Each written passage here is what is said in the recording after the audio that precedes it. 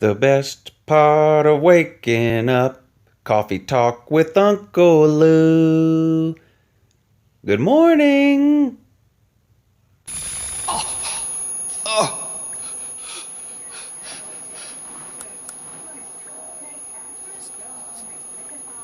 Well, what is that? Gravy for the brain. No, not gravy.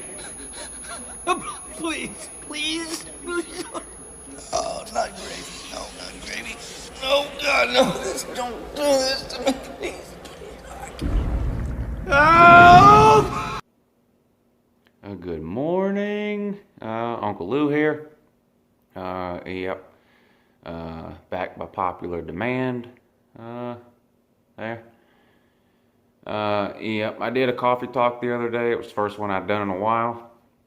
And a couple people mentioned that they wanted me to do some more or bring that back on a more regular basis. So if you ask, Uncle Lou will deliver.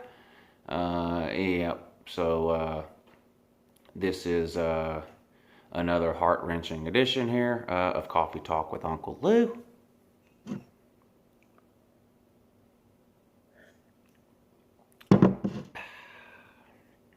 Of course, you know by now, yep, this is where I drink coffee and talk to you. Yep. So I haven't really done any political videos in a while.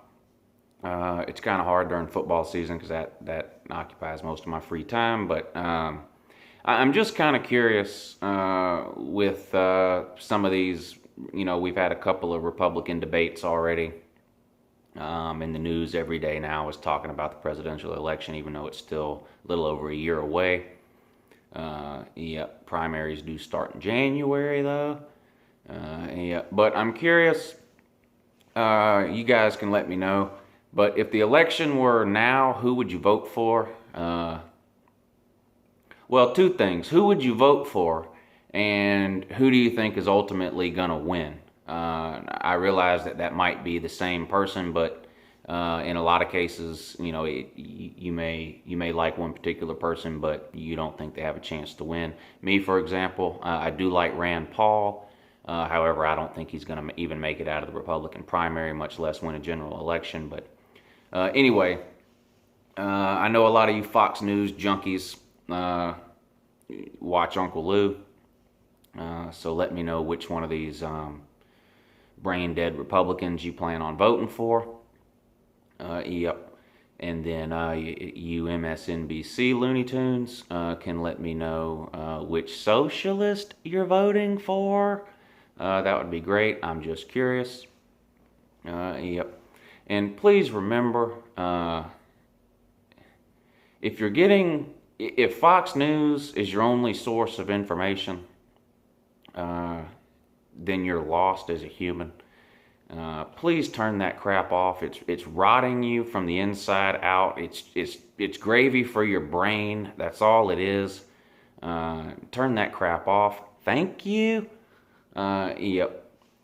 So, but now on to more pressing matters and things way more important than trivial things like presidential elections.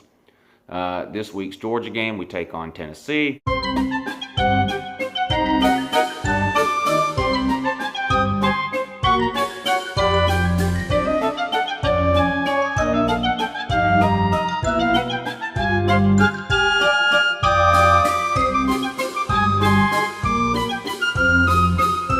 In Knoxville, 3:30 game on CBS. SEC Nation's going to be there. This will be 2 weeks in a row. SEC Nation's been at the Georgia game. Of course, they were there last week for the Bama game. SEC Nation was supposed to be at the world's largest outdoor trailer park in Columbia, South Carolina this week. But due to the floods and the weather, they had to move it to Knoxville. And in all seriousness, all kidding aside and everything, I know I give South Carolina a hard time, but any of you guys that watch me that are in South Carolina right now, I hope you guys are doing okay. I don't wish anything like that on anybody, so you know, hang in there, and I hope things get better. But back to the game. It's in Knoxville. In my opinion, it's a must-win game for the Dogs. I did lose it after the Alabama game. I've had a couple of days to try to calm down from that now. I'm still upset at the way we played. It's not that we lost the game, it's the way we lost it. We didn't even show up. We just got ran off the field, and it just really set me off. But I said at the beginning of the year that I was pretty sure we were only going to win one of these two games, Alabama or Tennessee. Obviously, we didn't win the Alabama game, so to me, that makes this a must-win game. Florida also looks a lot better than I thought they would.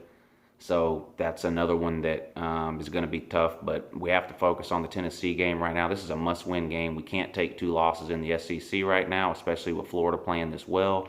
We just can't do it. I fully expect Georgia to go into Knoxville and win this game. We've beat Tennessee 5 years in a row. I don't see any reason we can't make it 6. Yeah. And let's be honest, as long as we can keep it within 13 points going into the fourth quarter, then we're guaranteed to win. When it comes to fourth quarter coaching, there's not a worse coach in America than Butch Jones. I know I've been giving Coach Rick a hard time these last few days, but let's be real. When it comes to game day coaching, he can run circles around Butch Jones. Anybody could run circles around Butch Jones, including Derek Dooley. This guy is just a terrible game day coach. I don't see any way they win this game. They keep finding new ways to lose every single week. Oklahoma, Florida, Arkansas, these are all games Tennessee had won and let it get away in the fourth quarter. Just inexcusable. I think Nick Chubb's going to have a huge game. I think he'll have over 100 yards in the first half alone in this game. And I think Georgia wins the ball game. If they don't win, then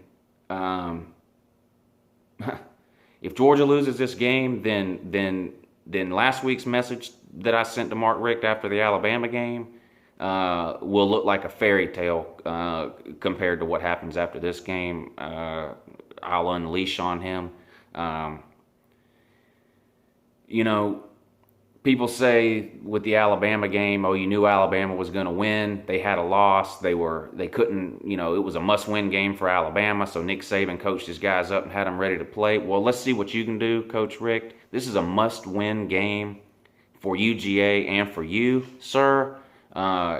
We need this game. We cannot go down another game in the SEC. It just can't happen. It's unacceptable. We have to have this game. Step it up. Get the players ready to go. And let's win this game. Score prediction I gave to somebody yesterday, I think I said 37-28, something along those lines. That's what I'm looking for here. But anyway, thanks for watching as usual. Don't forget in the comments section down below, let me know who you're voting for. And I want you to put a number down there as well, 1 through 10. Of how mad you are at me. 1 being a little bit mad and 10 being really mad. So be sure and let me know. And until next time, go Dogs and good morning too.